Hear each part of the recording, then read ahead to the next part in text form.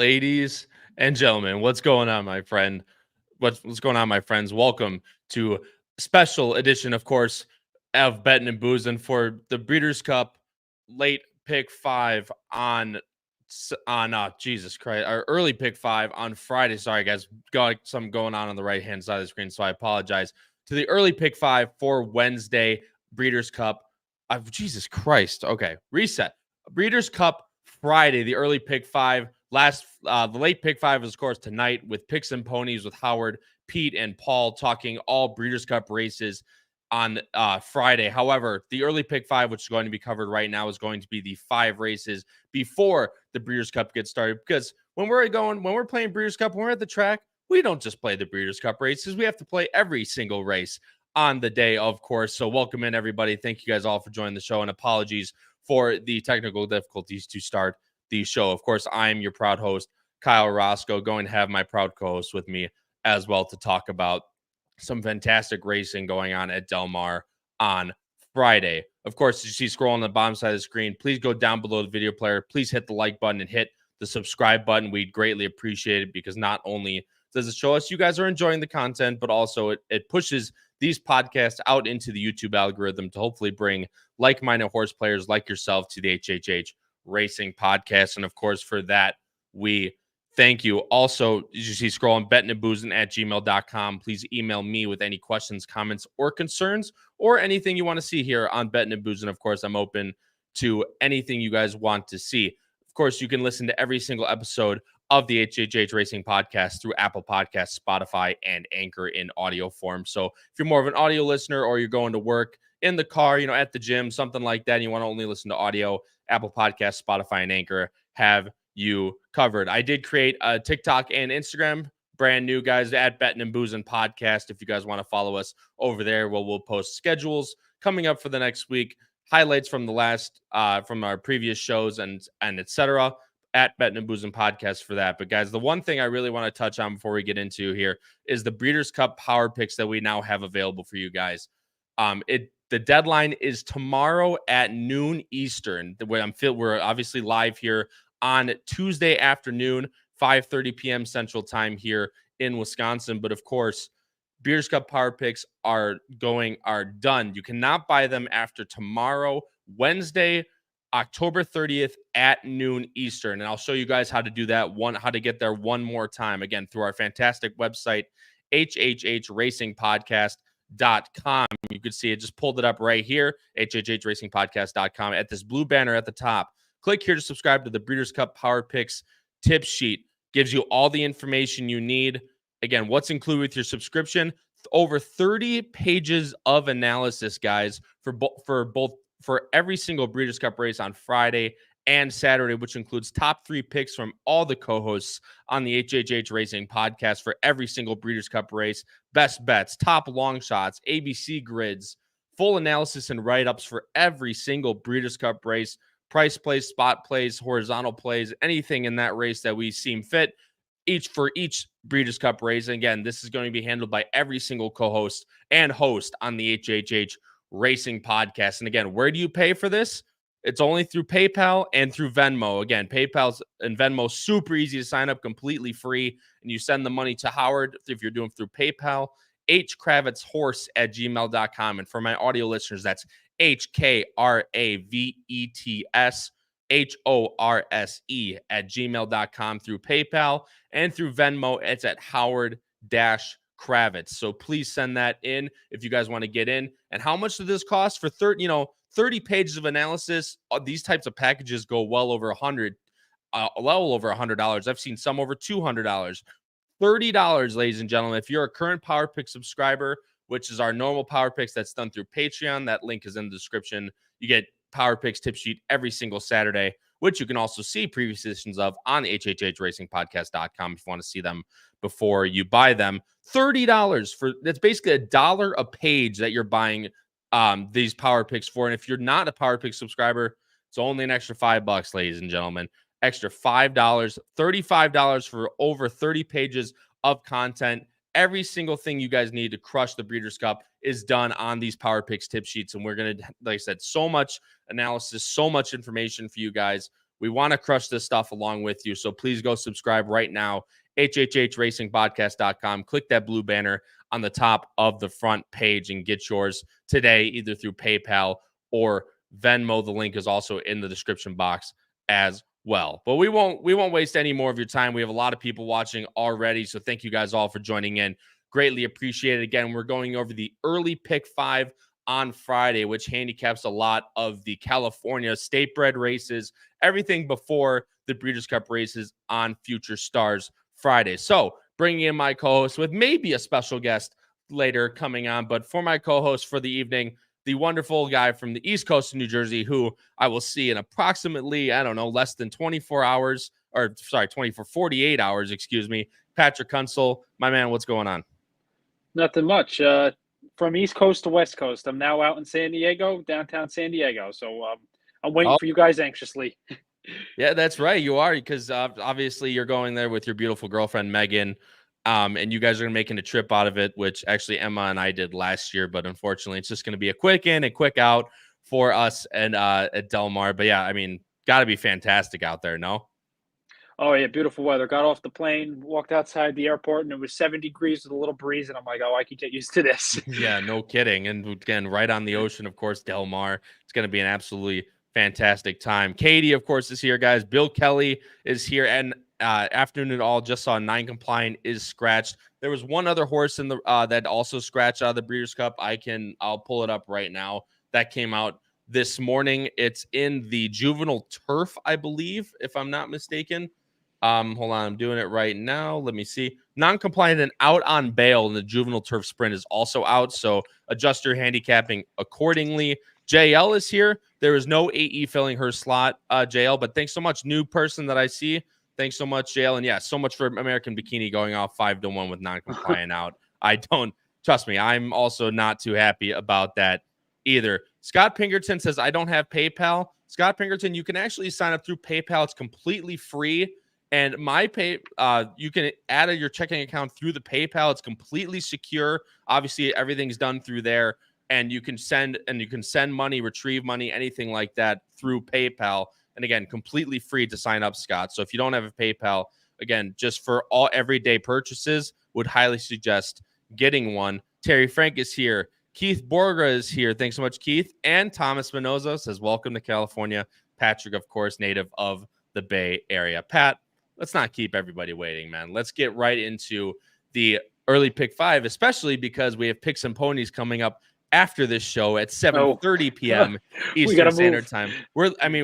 Talk about this, Pat. In 2 hours, you're getting the full Friday Breeders' Cup card covered. One, of course, first 5 by us and the last 5 by the picks and ponies guys after this show. But let's keep this moving. That's exactly right. Allowance optional claiming 40,000 going 6.5 on the dirt. Kicks off Breeders' Cup weekend. I guess Thursday kicks off Breeders' Cup weekend, right? But for the actual Breeders' Cup festivities, kicked off on Friday with this race. It's a field of 9, again, going 6.5 furlongs on the dirt with a pretty heavy morning line favorite, Pat. The number 5, Red Flag, who's in for the $40,000 tag. Umberto Rispoli from Mark Glatt at a pretty heavy price of 8-5. Look at this. How about this guy? And the number 6, Skinner, returning after a long hiatus after being on the Derby Trail last year. 4-1, your second choice, Junior Alvarado and John Sheriffs at 4-1. And the third choice is shared between the number 4, Navy Man for Irad and McCarthy, and Dothraki for Pratt and Bob Baffert at 6-1. Pat, bringing up our picks on the screen right now. And we're actually both going with the morning line favorite for obvious reasons. I'm going to show the time form pace projector first, Patrick, then we'll go into the handicapping. But we have different horses underneath. I'm interested in the 4, Navy Man. You all do have Skinner in there for, again, obvious reasons. But again, there's also obvious reasons why I'm playing against him. Pat, number 5, Red Flag. If I bring up the time form right now, you can see looks to get a pretty nice trip. Timeform has this rated as a fast pace with 3 horses vying for the lead. The number 1, Vlahos, the number 7, Captivating Boy, and the number 9, Dothraki, all fighting for the lead according to Timeform, again, with Red Flag sitting right behind. And if he gets that type of trip, Pat, he might be pretty tough in here. Yeah, for sure. I like to start my handicapping by looking at the time form and seeing what that pace projector has for us. Seeing that, and seeing the last two numbers. I mean, off the bench, he throws up that 96 buyer. Very impressive race. Competition. I'm not sure how strong it was, but then gets back to that at the beginning of September at Del Mar, where it runs at 2.5 to 1. Was four wide in the stretch and ran just dominantly. So I Yep. think this horse is going to get another stretch. Is in great form. I know as a 6-year-old has been in the money, consistently for a while now. This is one of those races where you look and you see an 8-5 favorite that's been running in lower level races and you try and beat, but it's just hard Yep. to knock this horse at this time. Right. And the fact that the thing is, Pat, is that even though he's 6, he's only ran 13 times. Yeah. And I mean, you look at this. This horse must have been ouchy or something. He ran in 20. He has lines in here from 2020, Pat. Like 2020, then one race in 21, then 3 races in 22, all very well spread out. Same thing. And now 2023, then comes back after over a year layoff and runs a 96 and a 95 and then has been bouncing around. So he has 4 wins. He's out of those conditions, right? So now he basically has to be in for the $40,000 tag. That's why that doesn't concern me too much. And this horse has never been better in his career, like by a wide margin. These last 2 races have been much the best. And the thing that I like, Pat, is the fact that he went to the lead first time out at the claiming level, then came to basically this exact level and was able to rate and fly by horses, which, in my opinion, I'm sure which yours as well, based on time form that we both considered to look at. He looks to be rating off the pace in this race. Yeah, for sure. And there's horses in here that are going to have to go. I look at the one Vlahos who is going to have to go. I think from the inside there, has done his best running on the lead. So I look at Red Flag. If Rispoli could just sit the right trip outside those 3 speeds, um, I think this horse should be pretty solid. I don't know if we're going to even get 8-5 on this horse. Yeah. You look at Vlahos and you kind of wonder. I'll go to my the one here, and I just it's hard to ignore that debut. And then runs in the Pate Mile and ran Yep. huge considering the Yes. fractions. And then last out was just kind of a disaster, did no running at all. So you could look at maybe this horse is getting a little bit overlooked. I don't know what your opinion is on Vlahos, but this is a salty field. I mean, I know we're running, this is a big time purse, but this is a fun field. Yeah, they're not really like overmatching each other by any means. The reason why I like Vlahos, Pat, is like you said, he was so good in his maiden, then came back in the Pate Mile and ran huge. I mean, we watched it live. Every other horse that was near the lead really kind of just completely dropped out of it. You had obviously Caesar Gray, who was right in the mix, Nash as well. But out of the Conqueror, who came back to win next time out after that Pate Mile with a 93 buyer, just Yep. completely finished 10th in that race. And now you bring this horse who ran a very game there, effort there, bring him back after a layoff. That seems to me, Pat, it looked like a complete prep for this race. It was a Hmm. little bit shorter, I think, than what he wanted to do. Just never was in it by any means. Now comes back into this race, granted with a hot pace. However, he's got to be better than what he showed last time. And if you didn't like him at 2-1, you're definitely going to like him, at a high single digit, maybe even double digit number. I don't think you're going to get up there based on his previous races, but as a price to get a little bit in the mix for a horse that's shown to run really well before at this configuration in California, I think I'm going to give Vlahos a shot at least underneath. And the other horse I have was Navy Man, based off, not even based off this last race where he won emphatically. You go back, he broke his maiden at Santa Anita at 6.5 at night with a 91 buyer. Granted, hasn't been seen um to show that number since, but at the end of middle of last year, he was running mid 80s, high 80s. Now comes back with a mid 80 again last time at Santa Anita after a little bit of a break. This is basically third off the layoff for McCarthy and now picks up IRAD. So I feel like there's a lot of things that just point to this horse running a nice race. Maybe not on the win end, might just be a little bit of a cut below at this point. Then the number like horses like the horse to his outside, number 5 Red Flag, but Navy Man was at least interesting for me underneath at what could be a nice middling price. Pat, you ended up going a different way with Skinner. And look, I don't fault you by any means. we'll go move on after this horse. I have no idea what the hell to do with this horse, man. I've never known what to do with this horse, even back when he was running on the Derby Trail in 23. Yeah, it's so tough with these horses that, are running in big races and then go on the bench for a long time. And, what do you expect from the sample sizes, at least what I've experienced? It's tough to trust these types of horses. But in this type of field, I figured this horse should be able to hit the board. I think, I don't know what type of trip Junior's going to get with this horse. Has been working okay as of recent. John Sheriff's numbers, off the layoff aren't the greatest. Yep. But Correct.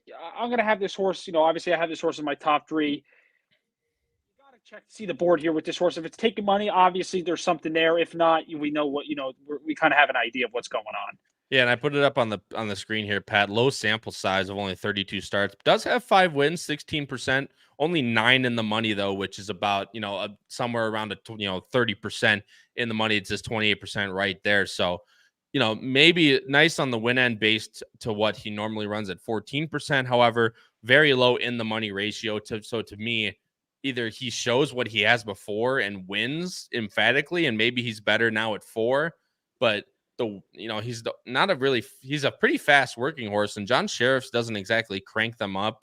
Just for me, for what he's done before, I don't want to throw him in there because I know people are going to bet him. I know they're going to see all the races he used to run in and run them very well. So I know he's going to take money. So that's just the reason I'm leaving him out. Could be completely wrong of me to leave him out, but based on from a value standpoint, I like horses like Navy Man and Vlahos underneath, as opposed to that horse who's coming off a near year-long layoff. And for California horse to be like, where has he been? Yeah. And he's coming back on Breeders' Cup Friday. Seems like a tall task especially for a trainer who doesn't necessarily do the best coming off of those long of breaks. I'm going 5-4-1. Pat's going 5-1-6 in the opener for Breeders' Cup Friday. Chris Salone, that is correct. Yep, there's no Lasix for I think really for any race on Breeders' Cup weekend. I could be completely wrong on that, but when I was going through, I didn't see any Lasix additives in the program. So that's just really, Yeah. it's another, it's kind of another. It's not something I take into account a lot. I'll be completely honest, but especially for these lower level horses before the Breeders' Cup, it's something to take a look at because a lot of these runners do run on Lasix. Mm-hmm. So if they're coming off Lasix, you can. Pete Visco is notorious for this, where he looks at horses that come, on Lasix, run their best on Lasix, now come off. It's definitely an angle you can have. Personally, it's not a big one of mine, but can completely understand those that do pay attention to it. Scott Pinkerton, it's not directly through your bank for PayPal. You have to sign up on the PayPal website, but then you do like the verification through your bank to add it onto PayPal. So there's a ton of stuff you can look up online as well for PayPal. It's like I said, it's a huge company. I have PayPal myself, secure. So highly recommend it if you don't have it already. And yeah, he is Save the Clock Tower. That's a great one. Skinner's the principal of The Simpsons that still lives with his mom. That's absolutely correct. It's also the last name of my best friend from home. Guys, let's move on to race number 2, which is the Senator Ken Matty Stakes. And we start in the first stakes race, Pat, just to hammer it home for all of us. It's all of our favorite configurations. A flat 5-furlong turf sprint in the Senator Ken Matty, but draws a field of 7. The morning line favorite is to the second from the outside, the number 6, Kissed by Fire, the Maryland bred for Free Sue and Peter Urton at 5-2. Second choice, number 3, Just Nails, Frankie Dettori rides for Doug O'Neill at 7-2. Third choice, just to the inside of Just Nails, the number 2, Sassy Nature, Edwin Maldonado and Luis Mendez at 4-1. Pat, I'm going a little bit off the board here. You're not going with the favorite, but you are following in that type of footstep. You're going with number 2, Sassy Nature, at 4-1, who's a very, very fast horse early. And obviously with this flat 5, it has shown, especially at Del Mar, to be out in front. And of course, I'll show the time for him as you're talking. Yeah, for sure. Sassy Nature, like Kyle said, is ultra fast. And when you look at the time form here, You do see that this horse should be able to get the lead. I've looked post position wise how this horse has done on the inside, has seemed to done favorably well. Drawing on the inside even at Del Mar. So, that didn't discourage me at all. In this type of field, where you look at other horses in here, like the one on the inside, coming out of a downhill turf race. Then you look in the past. I just tried to, figure out a horse that's going to be more forwardly placed. And I think the 2 is the most, to me, I could say I'm the most comfortable with going to be forwardly placed in this Yeah, spot. I don't know what your absolutely. opinion was on, this, for me on the turf, especially turf sprints, I like horses that are forwardly placed. If it ends up being fast fractions, you kind of have to deal with it and you have to pick your spots. Yeah, no, but absolutely. And you know me, I loved picking my spots in a turf sprint's always hard to get over the hump for me. But Sassy Nature is definitely one, playing the type of track bias, not bias, right? But the way the track plays, especially at this 5 furlong distance, nothing too egregious with the post draw, right? There's only 7 horses. But as we start getting into these Breeder Cup races with these turf sprints, the post draw definitely means a whole lot, especially at this 5 furlong configuration. If you guys have not seen it yet, again, we had a post draw show last night with all our initial reactions, and Pacific Horse Players actually did a show last week based on Del Mar track trends and what they've seen, especially from this summer, but also in previous editions, maybe like the 2021 Breeders' Cup when it was here last. So go check out those shows after you finish watching this one. So Sassy Nature, again, completely respect. Between the 2 and the 7, really, I probably should have just put Sassy Nature in third, but the 7's such a wild card. I wanted to at least talk about him and throw him in there. Her in there, excuse me, sorry. So we're going to take a drink. For all of those that don't know, we do this a lot on this show, and it's a really bad habit, so I completely apologize. But we do end up saying the genders of these horses wrong. So if you have a drink in your hand, as we booze, and we don't lose here on Bettin and Boozin. So cheers to everybody out there. The name of the gender of the horse. We got it wrong. And by we, I mean me. But Sassy Nature, again, very fast filly, can definitely get to the front. I went with a little bit of a wild card here. Twirling Queen is a horse that, for Jose D'Angelo, who ran enlisted stakes both at Churchill and at Saratoga, and won those both actually very nicely. And you could see a lot of those runners actually came back to win. I'll go into that Churchill race, which is a week after the Derby. Tupi came back to win a really nice race at Laurel with an 84 buyer, and Cloudwalker came back to win at Churchill Downs in an allowance race with an 83 buyer, then came back to run actually really well behind Twirling Queen in the Coronation Cup stakes at Saratoga. But Nice as Pie is a very nice Kelsey Danner runner who ran very well in the Penn Oaks, just losing to Poolside with Slim, who just won at Keeneland again this weekend, or last weekend, excuse me, which was a nice pick by yours truly. Of course, got to pat myself on the back. Doesn't happen too often on this show, so got to pat my back when it happens. But Twirling Queen has only been on the turf twice, is 2 for 2, and has gotten the trip that I think is going to win this race, Pat. The 2 is very fast, but the other horse that's very fast is the number 5, Shoshana, and whether she's as fast as the 2 is definitely something to be seen. But they're both only one way is to go. And a Twirling Queen can sit the pocket because the horse to her inside in Just Nails, I think, is maybe a little bit slower than she is out of the gate. And obviously you have Sassy Nature and then Stay and Scam, who definitely could be up close. I'm really hoping for like an outside type stalking trip for Twirling Queen. And based off that 91 buyer, Pat, she completely fits.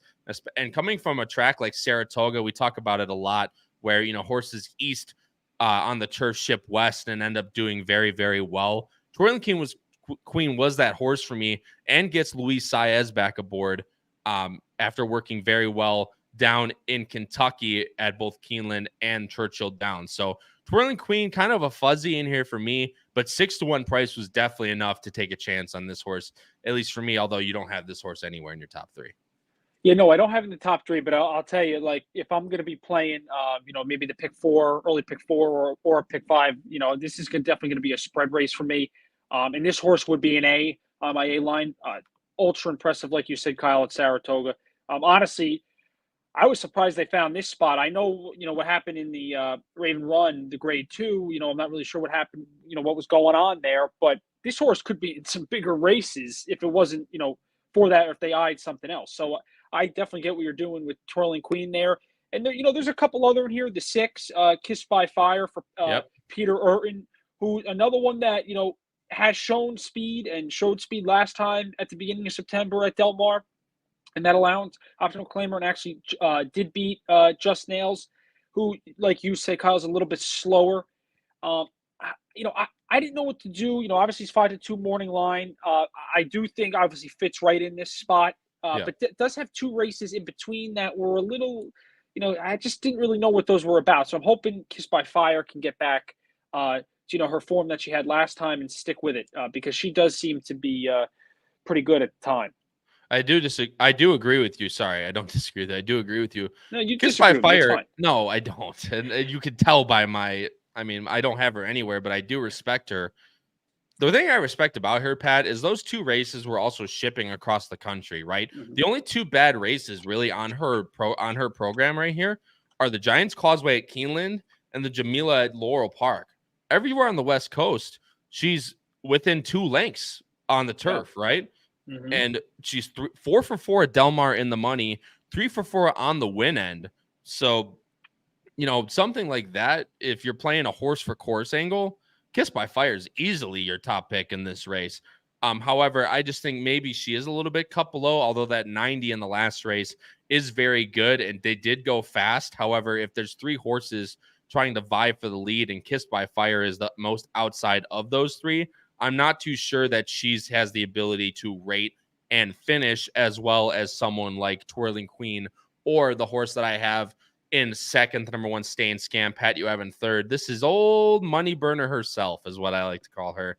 The last 2, she's been 4 to 5 and run pretty dreadfully, honestly. Ran at a mile where she's done well in the past, wasn't able to put it together, and then lost to Grand Slam Smile last time in the California Distaff.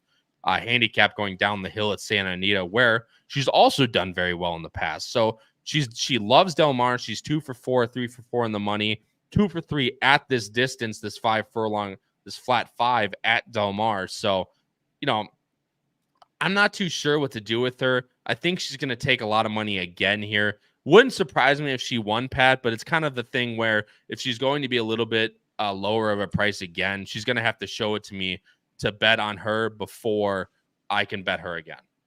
Yeah, my whole thing with her is, she's what, 13 for 16 in the money lifetime. Mm-hmm. This is not, I don't think this is a spot where I'm trying to get her out of the money in here. That's why I have her in third.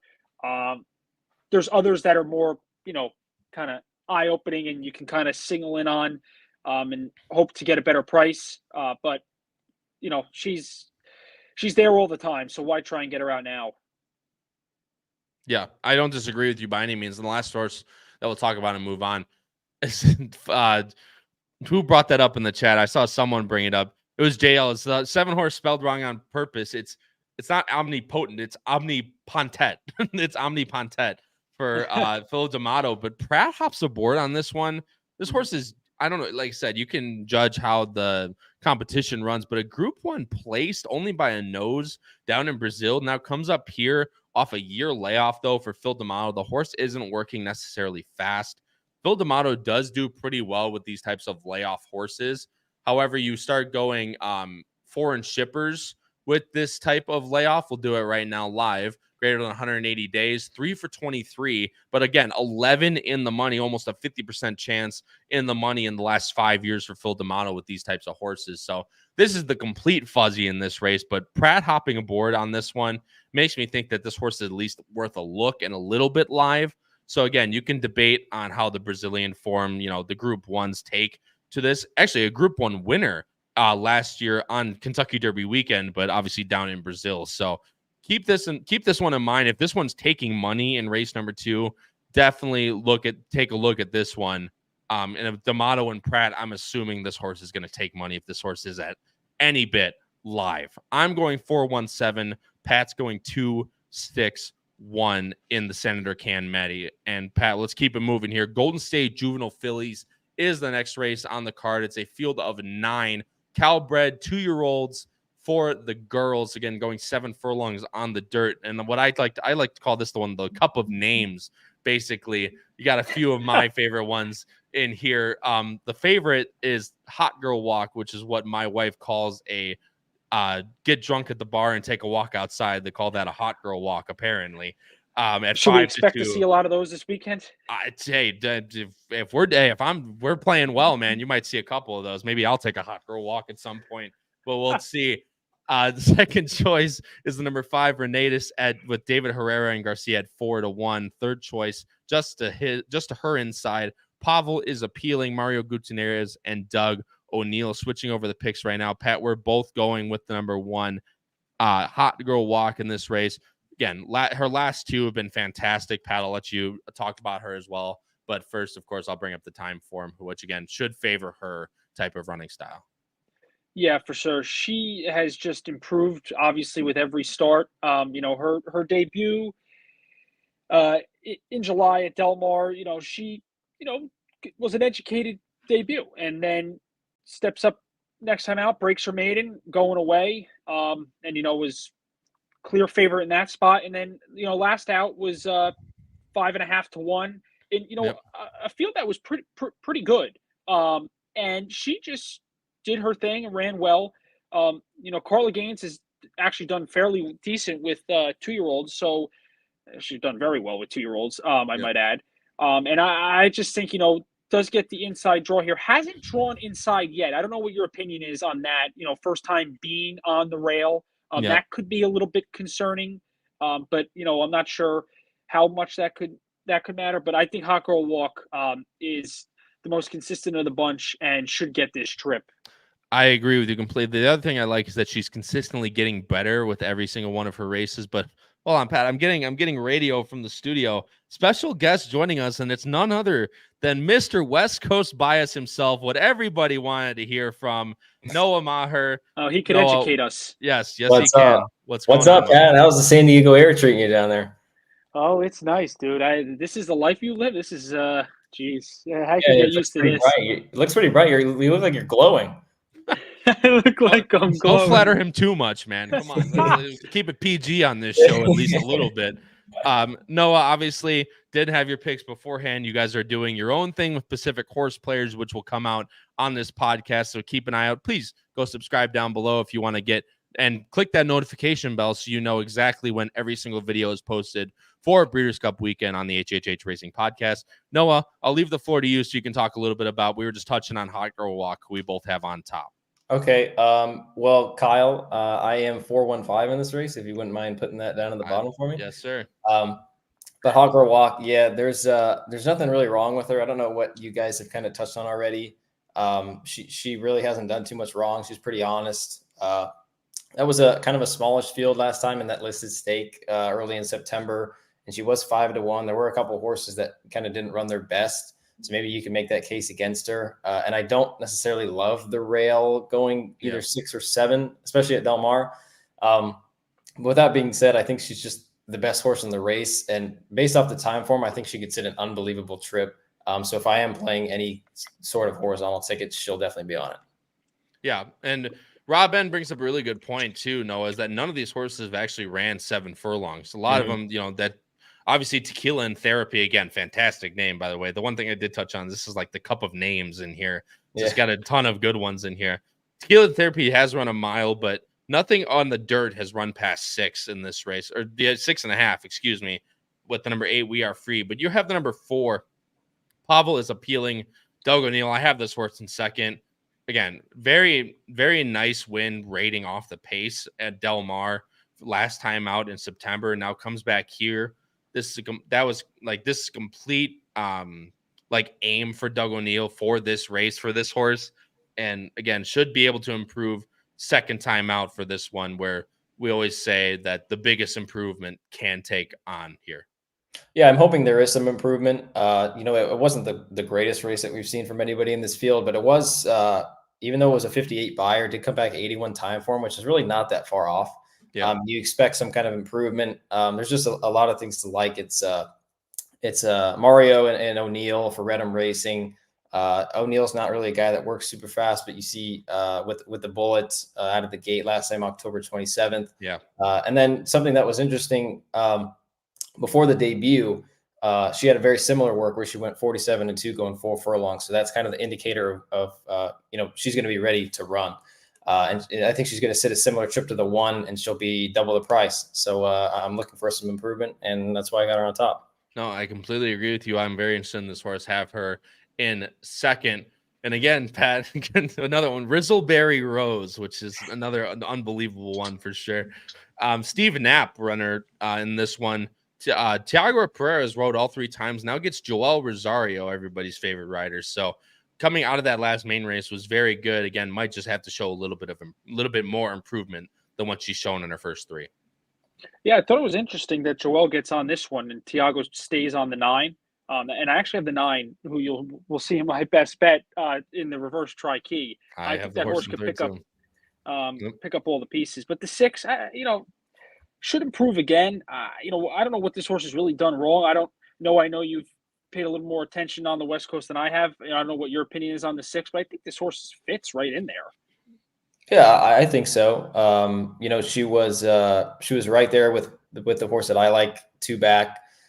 She's just maybe a little bit slow, but it just seems like she's kind of starting to figure things out, and she's going to keep improving. Question is where Rosario will have her. You got a lot of horses that like to kind of stalk in this race. She's had a pretty good trip last time off of a 22 flat quarter going 6 furlongs. But again, one to use in some tickets. Yeah, and the one thing that I said, what I was going to say, Noah, is at least on the win end for this horse, I don't see a winning trip when you have the 1 and the 4 basically running the exact same trip as this 6 is going to get. So if comparing the 3, obviously you're going to get the best price on Rizzleberry Rose. However, I just don't see a winning trip for this horse, at least from that type of perspective. Last horse we'll talk about real quick. Pat, I'll leave you the floor. I'll add anything I want. In the air tonight, 15-1 for Tiago Pereira. Obviously a big jump to the Oak Leaf last time out. Mile on the 16th. Don't think that's what this horse wants to do. Cuts back now again, getting that 7, gets that outside post, which Noah kind of hinted at. I like a little bit more than on the rail, going 7 or 6 at Del Mar in the air tonight, and should be a very nice price. Yeah, she stood no chance in that Oak Leaf. But I think in those, state bred races, she was right there. Obviously she's going to go to 7 furlongs now, which is a little bit tricky. But I think she should be trying, she should be down the lane picking up a lot of pieces here. I'm hoping to get her in tries at that 15-1 number, because I think, that try will pay if we can get her in there. Yeah, no, absolutely. And the thing that I was going to say as well is that you mentioned those state bred races. She's been very good. That last race and the Oak Leaf, look who she lost to. Granted, one of them just scratched today out of the Breeders' Cup, but Non-Compliant and Nooney were both slated to be in the Breeders' Cup. So again, not bad company to keep at all. But we'll keep it moving, guys. Race 3, Juvenile Fillies. I'm going 149. Pat's going 169. Noah's going 415.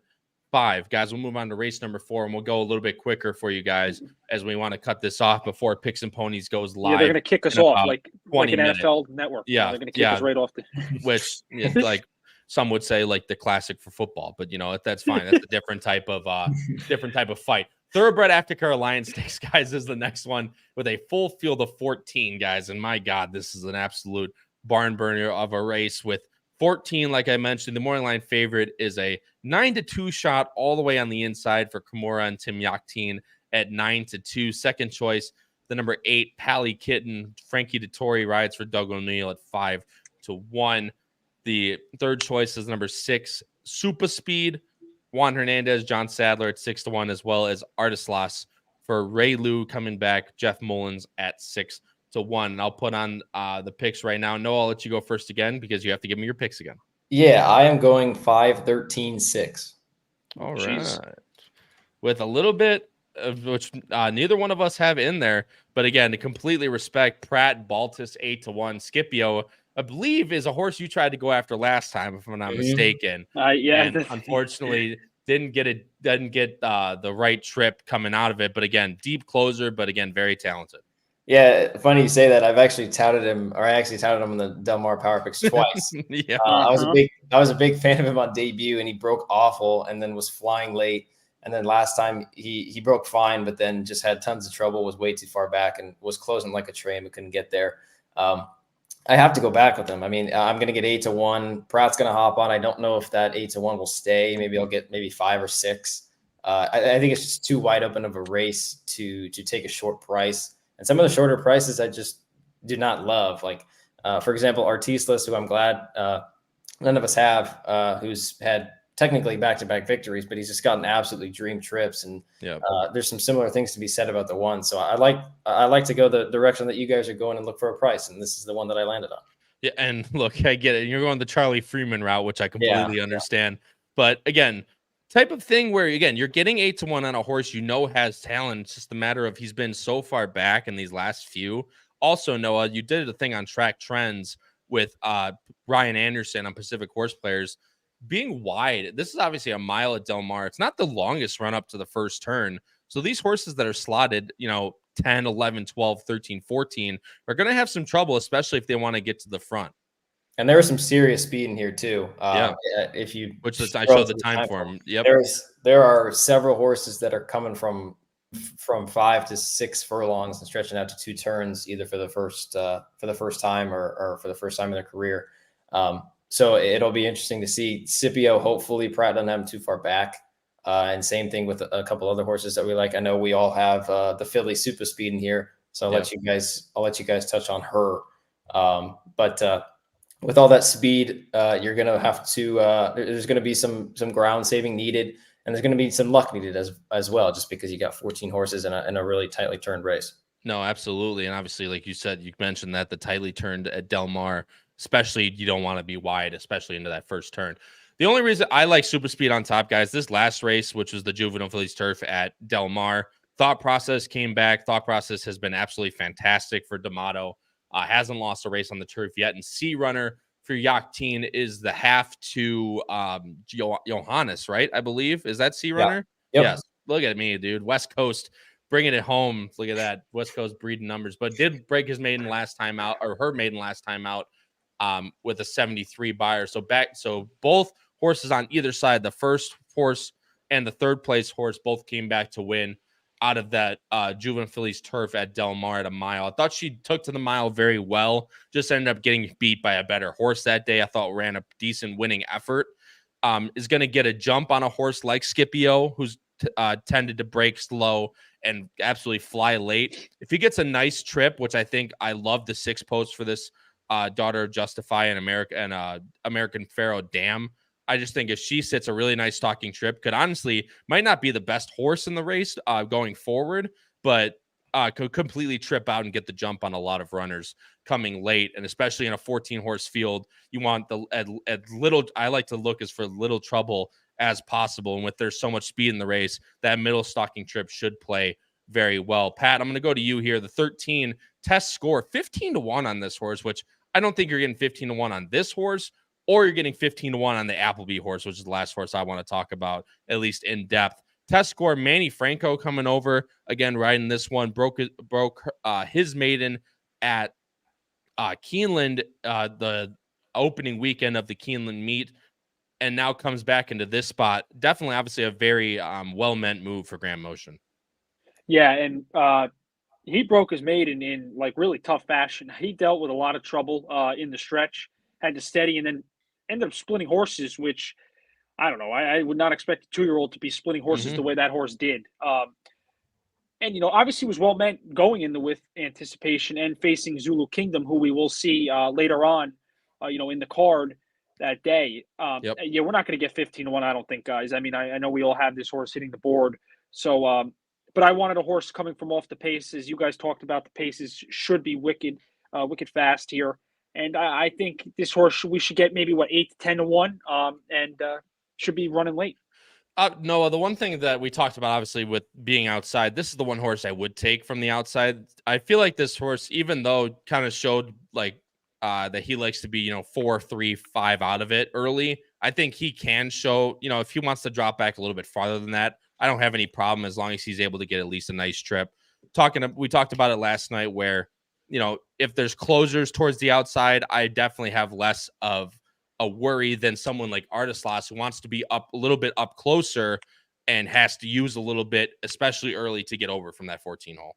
Yeah, well, at the same time, you know, Artislas isn't going to be gunning to the lead and, you know, cut over on test score. Yeah. So Manny Franco should just kind of be able to break, look to his left, and then get in a position to try to save some ground. Like Pat said, yeah, you're not getting anywhere near 15 to 1. I think maybe even low as 5 or 6. Just because there are a lot of positives here. He did run a pretty bang up race last time to break his maiden at Keeneland, and you have to think of it as a positive for motion to bring him back pretty quickly for a lightly raced 2-year-old. Yep. He's got to work at Del Mar as well. Beat a horse in West Beach who's a pretty decent 2-year-old for Gaffleone and Walsh, who hasn't broken his maiden yet, but ran a really big race in one of the bigger juvenile races at Kentucky Downs. Yep. So there's a lot. The question is the wide, but you might get a good enough price to where you can negate that, and one to certainly consider. I agree. And Pally Kid and Pat, you have this horse in second. Unfortunately, we don't have time to go in depth with this horse. Did run very well in the speakeasy last time. However, that was at 5 furlongs, obviously stretching back out to the mile here. This is one that could definitely show some speed early. As you can see, that Santa Anita fraction, 21-3, 44-3. Granted, was 4 off of it, but still definitely faster than these horses are running at a mile. The number 3, Cavallo Bay for Appleby, there is not a chance. I mean, Noah. I mean, Nathan Kozinski. Nathan, thanks so much, man, for joining the show. No chance this 3 horse goes off at 15 to 1. Even if the horse should be double digits, there's not a chance this horse goes off anywhere near this type of price. Has run fine, I guess, the last 2 times. It's not really the Appleby horse that, you know, you look to be the next superstar. However, was in the With Anticipation at Saratoga and the Bourbon at Keeneland, 2 very tough races, and you can definitely argue that this race is a much easier spot. You're definitely getting high single digits at most on this horse. I think it's going to be a very, you know, odd. There's not going to be a very heavy favorite in this race. There's going to be a lot of horses in the middling to high single prices. So Cavallo Bay could be one. If this horse won, man, I wouldn't be surprised. Let's just go with that and move on, because obviously can be very talented, just needs to put it together, and a horse that should be pretty heavily bet, just not willing to go at least on top end with that horse, but wouldn't be surprised if that horse won. And Michael, I do agree with you. The 14 is good too. We did talk about Artislas a little bit. Just a matter of getting over from that 14 hole is going to be the problem. Chris alone, 10 stretching out with IRAD as well. Race is definitely a spread. Chris, couldn't agree with you more, my friends. I'm going 6-3-13. Pat's going 13-8-6. Noah's going 5-13-6. Guys, before we go into the last race, if you guys are enjoying the show, please go down below the video player here on YouTube. Hit the like button, hit the subscribe button, as we have a lot more Breeders' Cup content coming to you guys, starting off in the next 10 to 15 minutes with picks and ponies. So guys, let's move into, we're going to go pretty quick through this Golden State Juvenile. It is a little bit smaller field. It's not 14 horses, which is nice, but it is 10. Noah, I'll let you go first. Talk about your top 3 quick, and then we'll move on. But it is a field of 10. The morning line favorite is number 4. I'm a Bad Boy for Gonzalez and Mendez at 5-2. Second choice are Heisman at 7-2. The number 3 and third choice, the number 1, Steak Fries for Kimura and Lewis at 9-2. See, Pat and I are both going with the number 6, Speedy Wilson. Noah, where did you land? I'm actually kind of bombs away in here. I'm actually 9-5-3. Ooh, okay, I like that. All right, And Noah, number 9 is he's a big price. 20 to 1, my friend. The Gypsy Cowboy. First time gelding, the ultimate equipment change, what we like to call it. So anyway, go through your top 3, which we both have the 5 in there somewhere, and I have the 3 in second. But the Gypsy Cowboy, man, 20 to 1.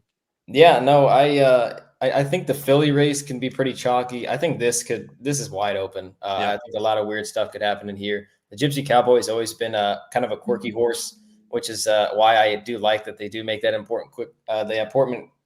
equipment change, like you said, Kyle. You said it like me too. Yeah, he's always one where he comes running on late, and he doesn't do a ton of running in the race itself. But just check out some of his gallopouts. I mean, even in his debut, he finished 7th way out of it, but was just flying late. They've thrown it in some really nice races as a maiden. So obviously Steve Ness, he's something.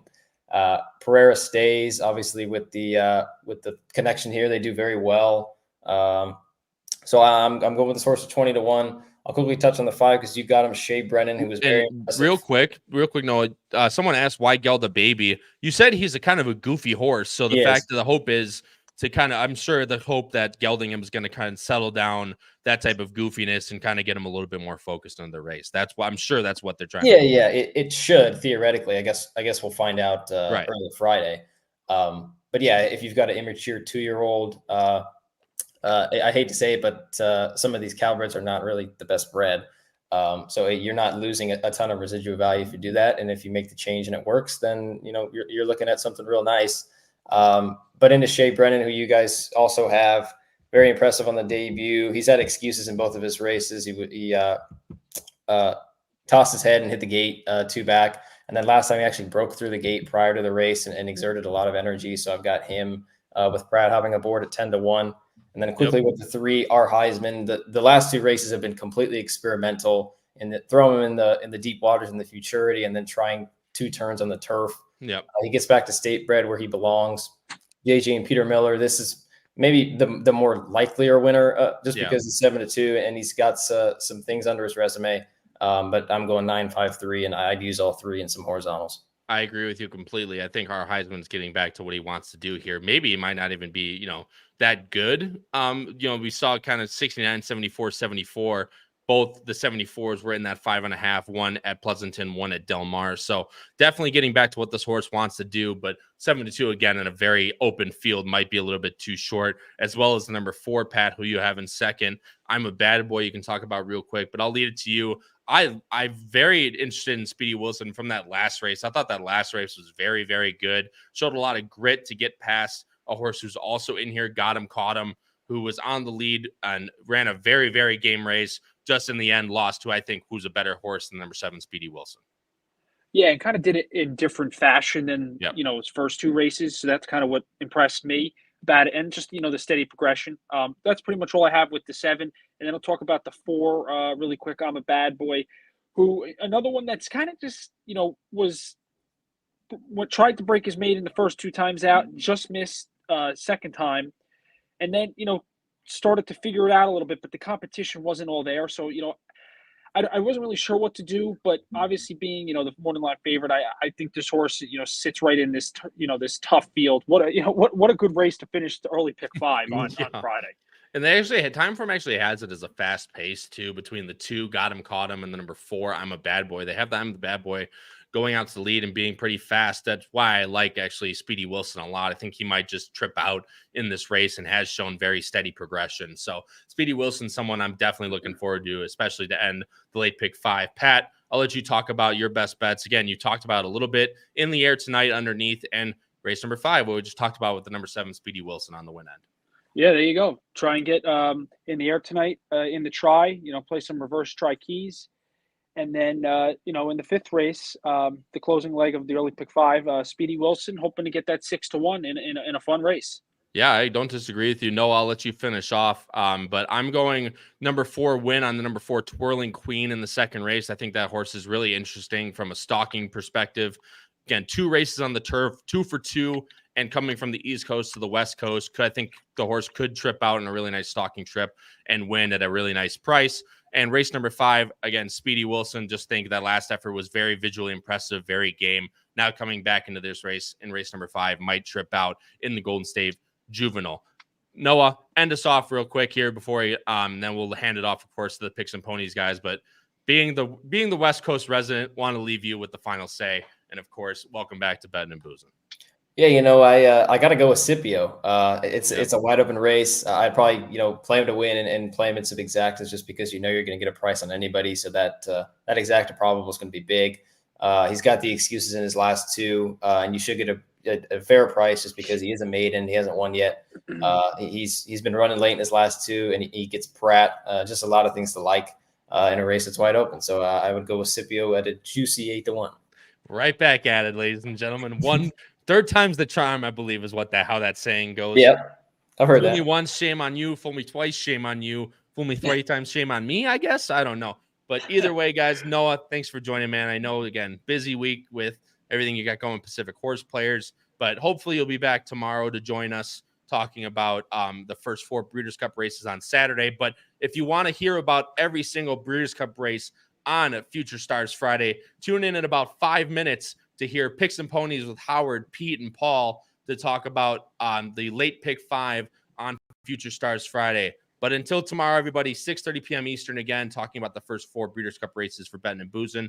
For my co-hosts, Noah Maher and Patrick Kunzel, who's been your host, Kyle Roscoe, with the special edition of Bettin and Boozin covering the Friday early pick 5 to kick off your Breeders' Cup weekend. And until next time, everybody, crush those bets, win those photos. Stay safe, everyone. We'll see you tomorrow afternoon. Have a good night.